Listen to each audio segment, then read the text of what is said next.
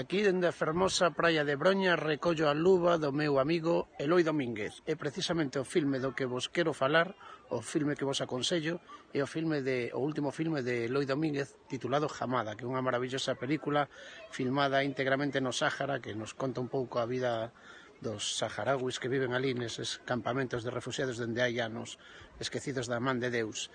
Do libro que vos vou falar, o libro que vos aconsello é un libro de poemas que acaba de presentar precisamente onte na librería Cronopios de Compostela Rosalía Fernández Real. Titúlase Árbores no deserto. É unha grande poetisa galega que totalmente recomendable.